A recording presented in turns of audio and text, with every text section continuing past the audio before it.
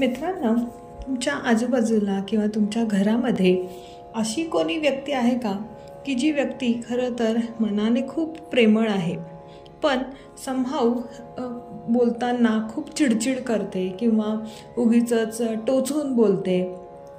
अशा वेळेला कितीही प्रेमळ असली तरी या व्यक्तीचा सहवास मात्र आपल्याला कधीकधी नकोसा होऊन जातो.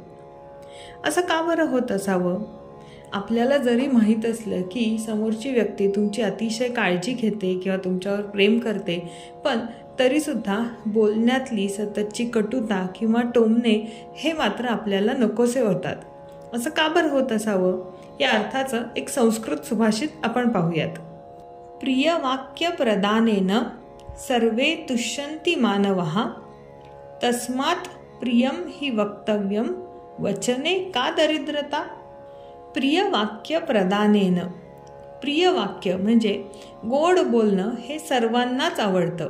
सर्वे तुष्यन्ति मानवः, तुष्यन्ति म्हणजे आवडतं. सर्व माणसांना गोड बोलणं, शांतपणे एखादी व्यक्ती बोलत असेल तर त्या व्यक्तीचे बोलणे आवडते. कधीकधी आपल्याला एखाद्याला काही समजून सांगायचे असेल, ते त्याला फारसे आवडणारे नसेल, पण तरीसुद्धा आपण ते जर शांतपणे त्याच्याशी बोललं तर ते त्याला आवडते. प्राण्यांना सुद्धा आपण गोड बोललो त्यांच्याशी तर पाळीव प्राणी अत्यंत आनंदित होतात.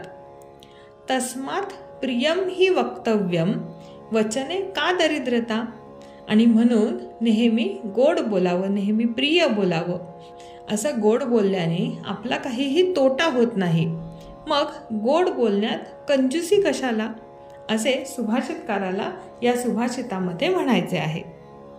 त्यामुळे इथून पुढे शक्य असल्यास शक्य त्या ठिकाणी आपण गोड बोलण्याचा नक्की प्रयत्न करूयात.